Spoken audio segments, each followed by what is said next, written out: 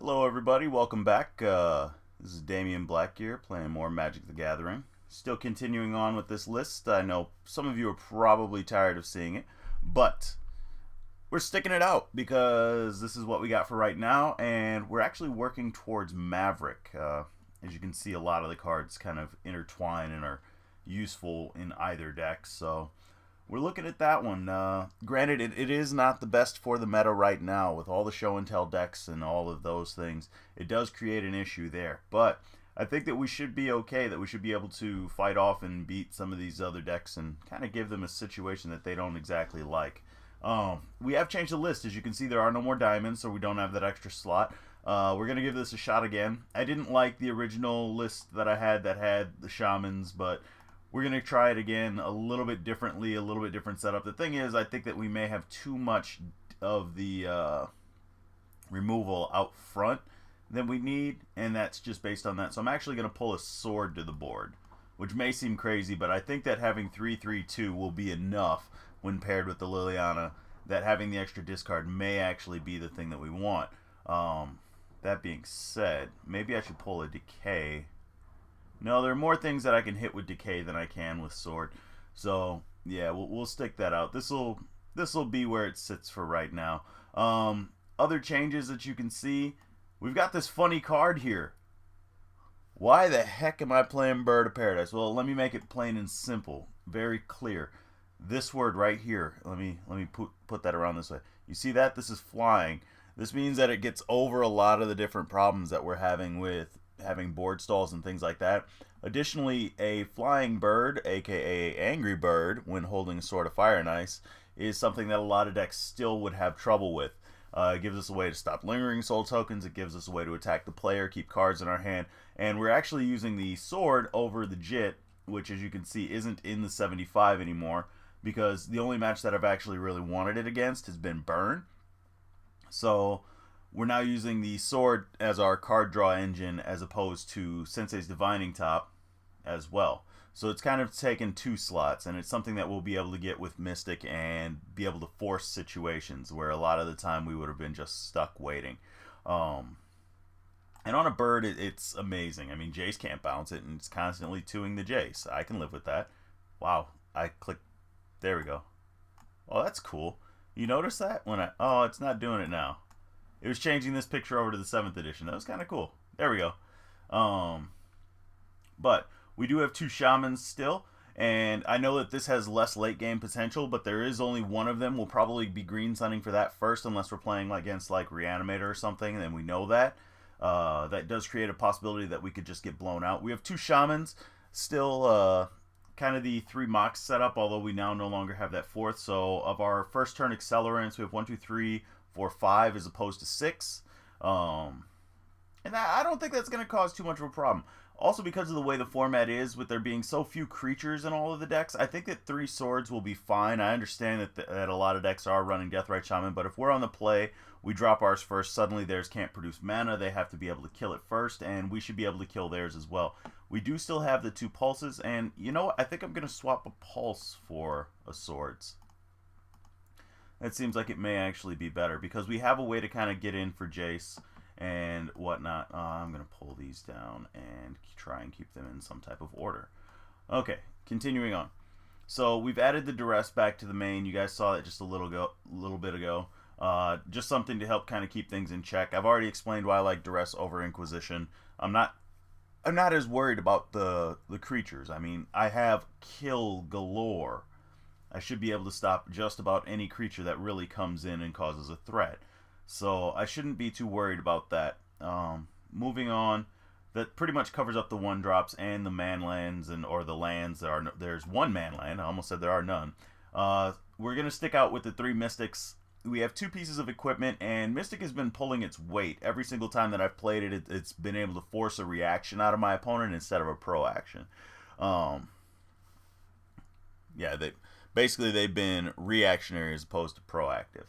I had to think about that for a moment, see if that actually made any sense in my head, and it didn't. So we're going to keep the 3rd Mystic as opposed to going into something else. Let's go ahead and sort that back again. We still do have the 2 libraries. This card is amazing. I didn't want to add a third library in this slot, mainly because I wanted to try something that was different. If there's always libraries, then my pulse or pulses, depending on how the game state looks, can become awkward, and I'd rather not have that situation pop up. So, yeah, one of. Or a two of, and not a three of. And I understand a lot of people are like, just play it, it wins the game. And I understand that it's very, very good, but a lot of times it creates awkward situations where you want more cards but can't get to them. So, yeah. We did go up to the 3 Abrupt Decays in the main. They're more useful than the swords throughout the format.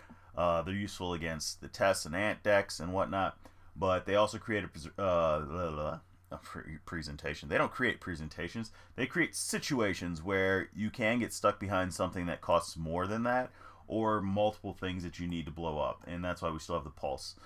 Sword, I think I went over that just a little bit ago. The other option that I was looking at here was actually Mask of Memory. Let's see if I still have that pulled up. No. Let's go Mask. Yeah, Mask. I hit that F. I think I just deleted that whole thing. Nope. Wrong spot. I only have one Mask of M. This is Mask of Memory. So Mask of Memory allows you to basically loot 2 cards in and get rid of something from your hand, which doesn't seem that bad. With the 1-drop equipment cost, that actually seems pretty good.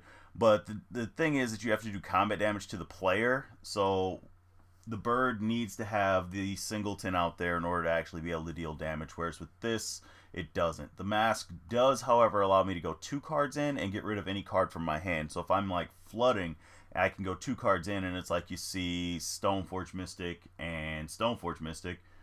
You can get rid of the Stoneforge Mystic, play 1, go get the Batterskull, and you still have your land drop for the turn. So it just gives you, it digs a little bit deeper than the sword does. It digs about as deep as the top does, but you have to hit the player, which is the problem. Like, there's no evasion addition to it, which is what you get from the I can speak, I promise. Pro red and pro blue. So that's how that won out. Also, the additional damage will be nice on everything.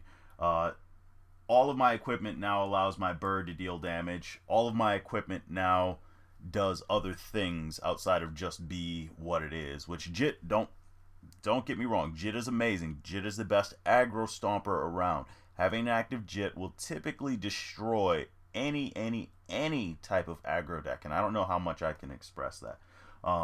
Unless they play their own, in which case, you know, hey, look, you're back to square one. But you can usually win that battle. Moving forward, I was looking into possibly the 3rd Liliana, but thinking a little bit more about the format, we've already got enough discard that we should be able to control other decks and deal with them that way. Hopefully we'll be able to get over this 2-2 bump. Also, Sword will provide reusable removal on a lot of the different decks in the format. It has to be killed. Like, they can't actually let this sit if I have a creature. Granted, the only creature that actually will survive like a Liliana will be Sigarda. None of the others create a duplicate of themselves, but hopefully with the increased creature count number, as you can see we're up to 17, no longer 14, we can get 2 of them down, should be 18, and be able to kind of make Liliana's choice more difficult. Also, equipping to this will stop them from being able to like kill with an Abrupt Decay on this thing, and I can swing in and block Bobs and whatnot. And there's enough things that they have to burn their Abrupt Decays on already. So, yeah. Moving into the board. Still with the 2 Teagues, 2 Charms, 2. New addition.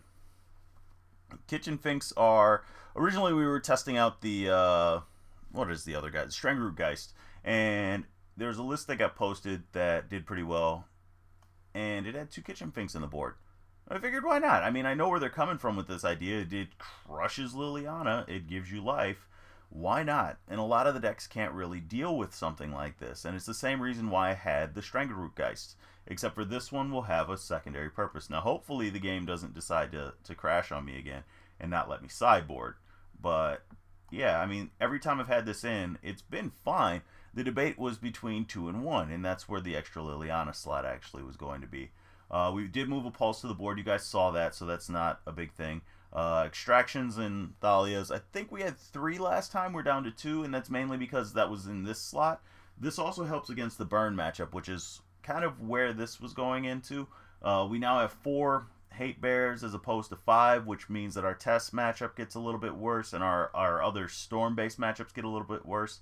But I don't think that we're going to be killing our burn matchup in that sense. That's a bad matchup as it is, and I'd rather fix the Jund and Bug matchup as opposed to worry about the burn matchup, which actually goes against my typical philosophy of make sure that your deck, that you're improving your deck all around and not lowering it anywhere. I'm in this burn infested meta willing to make this small sacrifice because I think it's small enough that we're increasing the other ones by enough that it actually isn't going to matter. It also gives us 2 cards to bring in as opposed to just these 3 and the rest that's already main.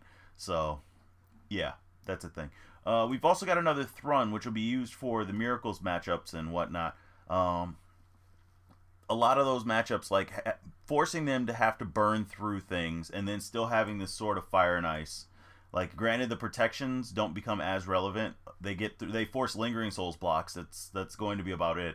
And Stoneforge Mystic blocks, but it also creates a situation where they have to deal with this, and that's something that I'd like to have them have to do.